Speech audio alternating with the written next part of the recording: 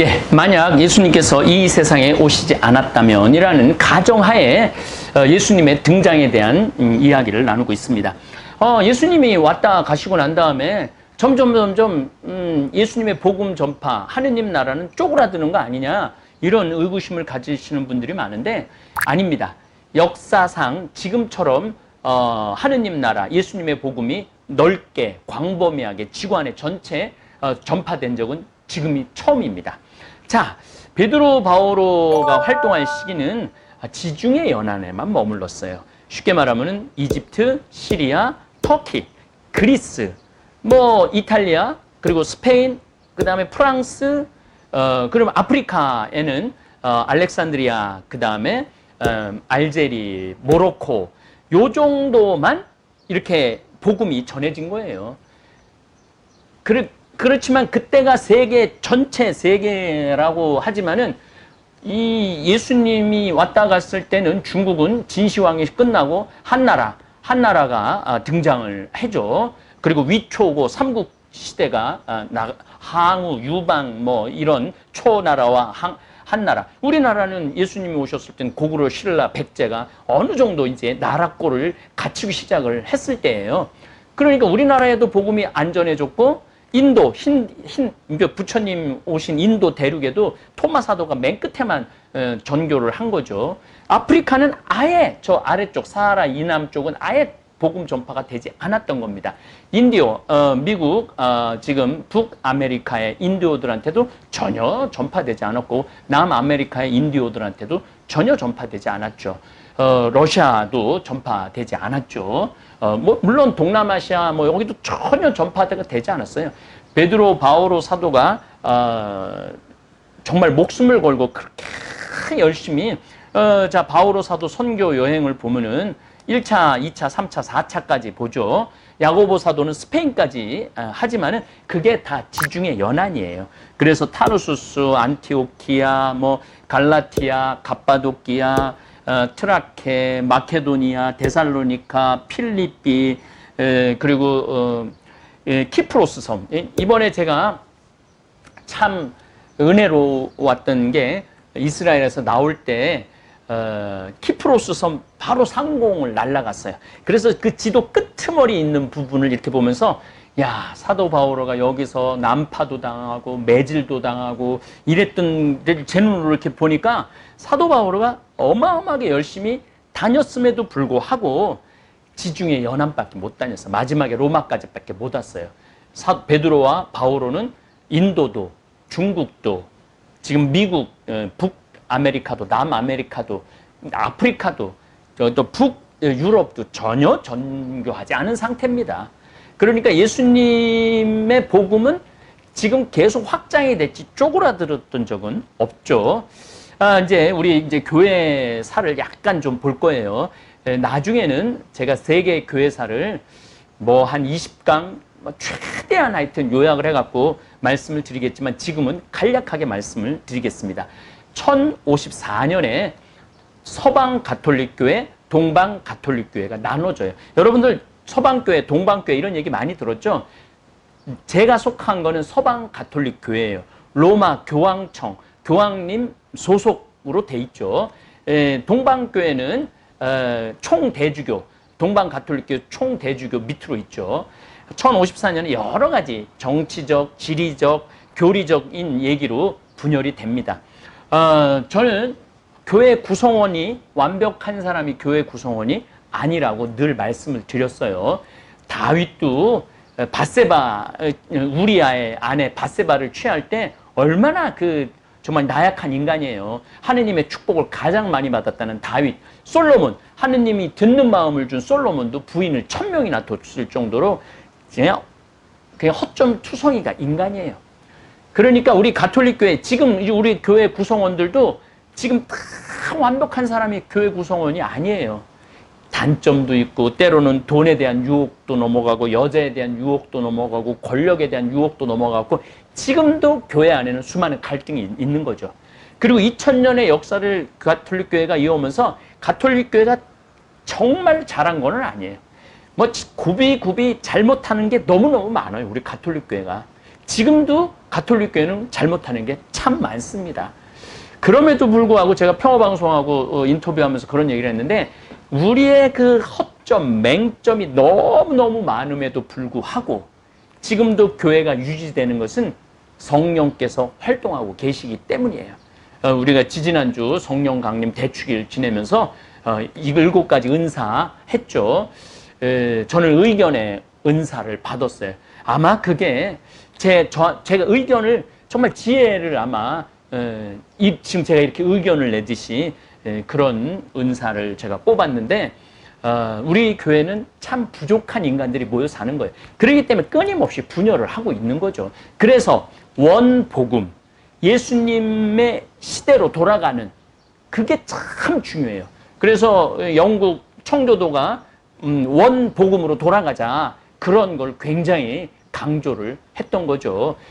예수님이 로마 교황청을 세웠냐, 예수님이 주교단을 세웠냐, 그런 거 하나도 안 세웠다 이거예요. 물론 베드로 위에 반석 위에 세운다고 제자를 선택을 했지만은, 그런 굽이 넘어오면서 가장 그리스도, 정말 참 그리스도, 참 예수님, 참 하느님을 정말 보는 눈을 길러야 된다는 거죠. 그래서 제가 이렇게 끝도 없이 성서 강의를 여러분들한테 하는 이유가 바로 그런 능력을 키우라는, 여러분들의 관점이 굉장히 다양하면서도 정확한 구세주의 모습을 찾아내는 지혜가 필요한 거죠. 어쨌든 동서교회가 이제 분열이 됐죠. 그래서 동방교회는 자기네들을 뭐라고 그러냐면 오르토독스라고 그래요. 이게 정통파라 이거예요.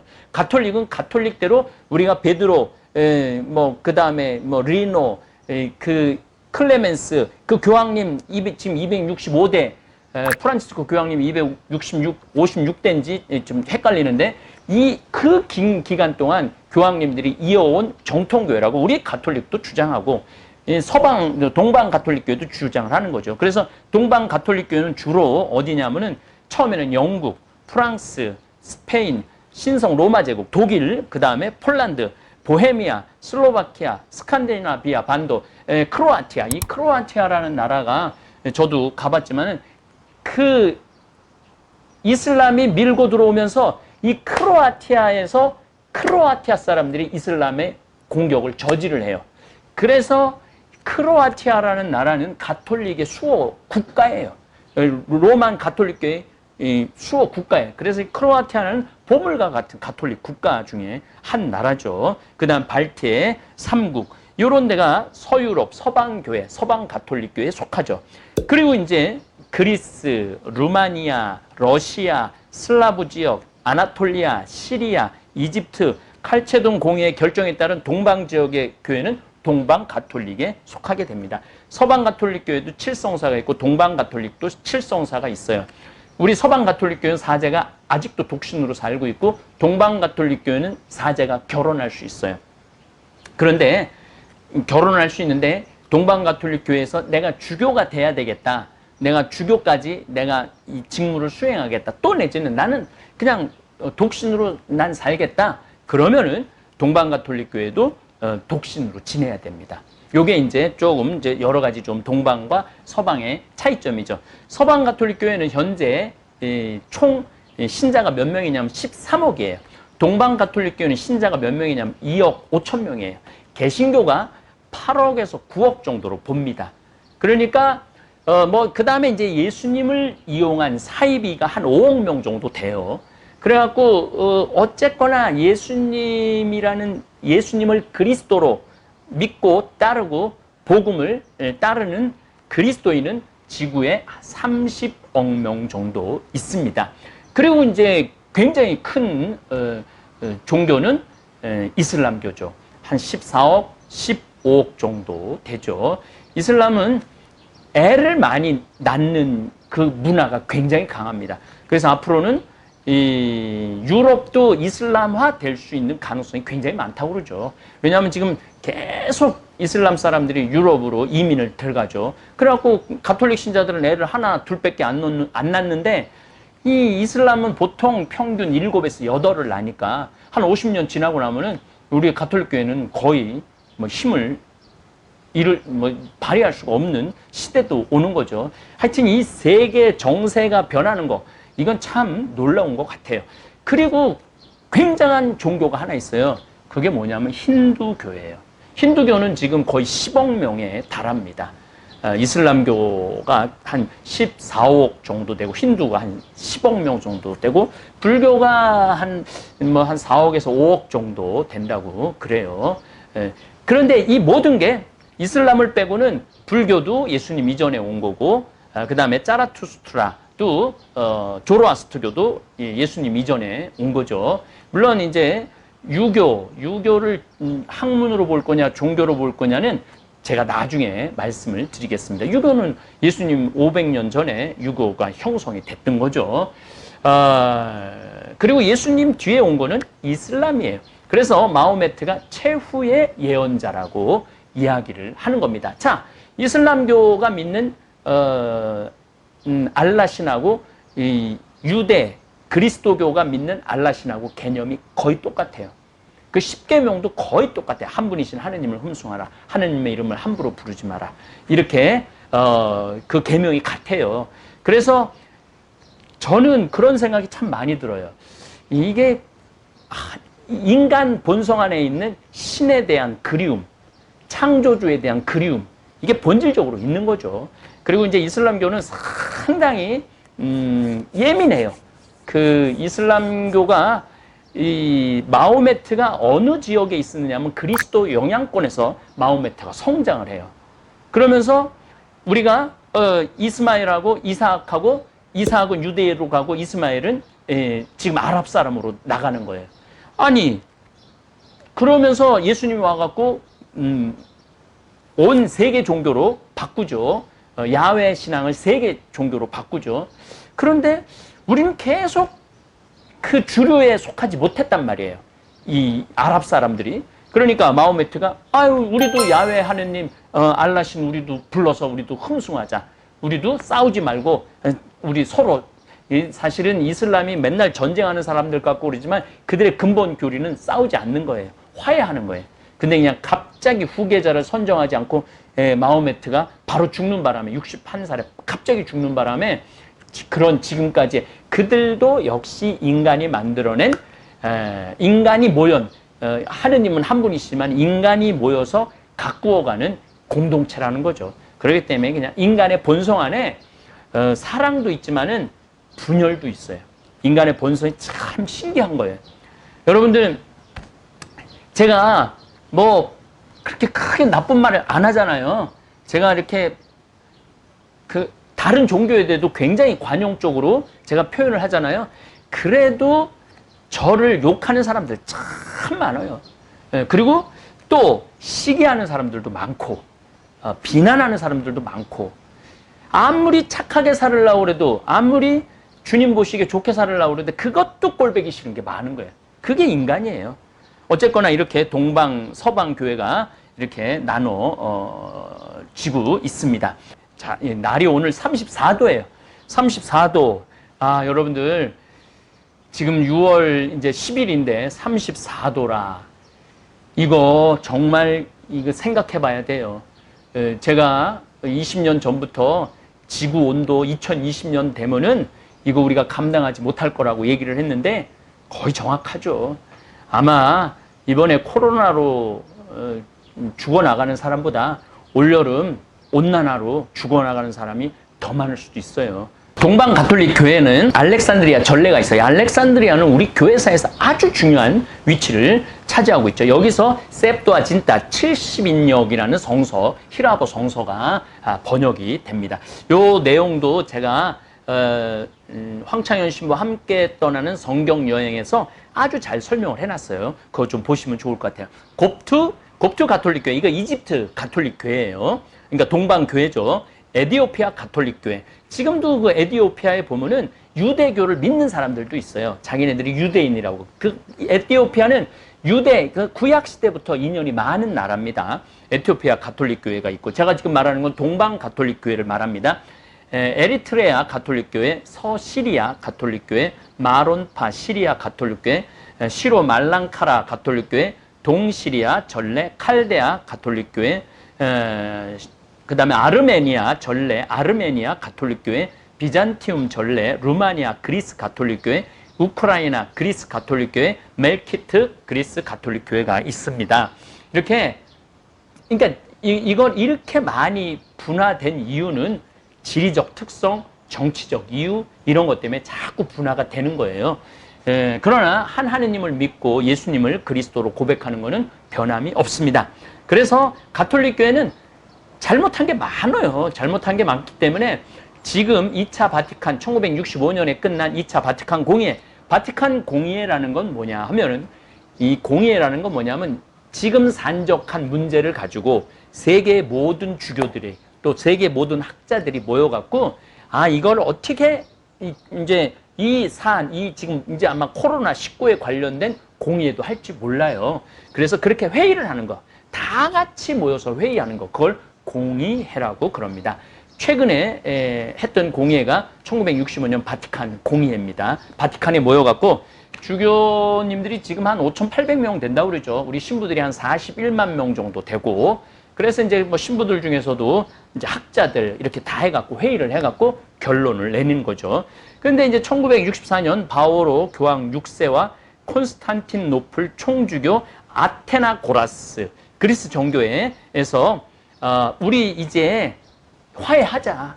그동안 서로 반목하지 않고 서로 파문을 했거든요. 파면을 한 거예요. 너는 정통이 아니다. 너도 정통이 아니다. 그렇게 1000년을 왔는데 1965년 드디어 12월 7일 2차 바티칸 공의회 종료에 맞추어서 서로 파문을 폐기를 해요. 1054년에 파문한 거를 폐기를 해갖고 지금은 이제 에큐메니칼 운동이라고 그래요. 에큐메니칼이라는 게 뭐냐면 교회 일치 운동. 그래서 지금은 개신교도 가톨릭으로 많이 일치 운동으로 함께하는 개신교들도 많습니다. 점점 하느님 보시기 좋은 모습으로 발전해 나가는 거죠. 제가 말씀드렸죠. 현대는 이제 신앙이 이제 무신론이 대두되면서 정말 교회가 완전히 쪼그라드는 거, 하느님 나라가 없어지는 거 아니냐? 아닙니다. 점점 더 보기 좋은 모습으로 발전하고 있고, 거기 한가운데 우리 가톨릭 교회가 계속 잘못했다고 그러고 화해의 손짓을 내죠. 갈릴레오 갈릴레이가 지구가 둥글다고 그러니까 감옥에 가둬놓고 지구가 왜 둥그러냐, 네모나지, 평평하지. 그래갖고 감옥에 가두고 그랬잖아요. 그것도 지금 사과를 했어요. 사과한 게 굉장히 많죠. 우리 가톨릭 교회가 2000년을 지나오면서 어떻게 다 잘한 일만 있겠어요. 못한 일도 많죠. 못했기 때문에 사과하고 용서 청하고 서로 다시 하느님의 한 자녀로서 하느님 같은 목소리로 찬양하자고. 그래서 제가 다양성을 이제 인정해야 된다는 거예요. 뭐 개신교에 뭐 구원 없다, 뭐 어디에 구원 없다, 오르토독스에 구원 없다, 이런 말 하면 안 된다는 거죠. 하느님은 어떠한 방법으로든 인류를 구원하시려고 하시는 분입니다. 그 예수님의 마음을 우리가 읽어내야 돼요. 그래서 그런 노력들이 필요하죠. 또 이제 우리 가톨릭 교회에 아주 치명적인 일이 한번 퍼지죠. 1517년 루터에 의한 개신교, 프로테스탄트가 나오죠. 독일 북부 지역, 그 다음에 이제 거의 북유럽이 거의 이제 개신교, 칼빈파, 뭐 그 다음에 루터파, 그 다음에 감리교, 그 다음에 이제 여러 청교도는 영국의 박해를 원 복음주의자들이 박해를 피해서 미국으로 간 사람들이 청교도입니다.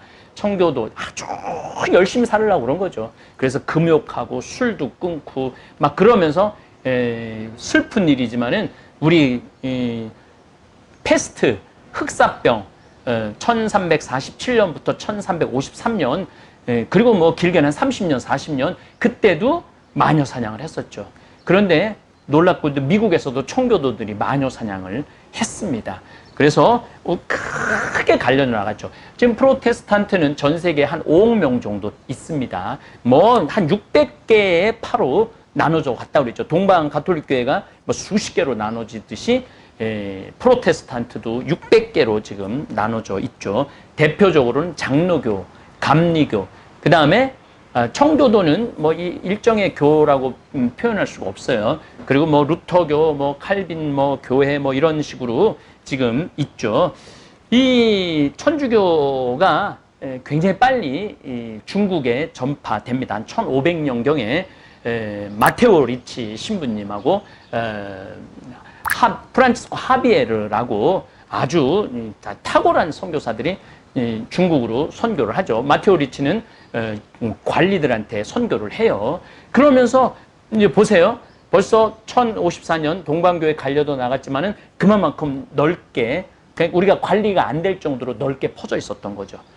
거기다 1517년 면제부 95개 조항을 루터가 내던지고 딱 발표하고 난 다음에 나는 가톨릭 뛰쳐나가겠다. 아구스티누스 소속 신부였는데 나간 거예요. 뛰쳐나가갖고 저런 종교라면은 저 면제부를 팔아갖고 돈 많은 사람들 죄를 용서해주고 이게 한번 딸그락거리면서 여론옥 하나 살린다고 저 돈만 챙기는 가톨릭 교회는 필요 없다고 뛰쳐나간 게 루터예요.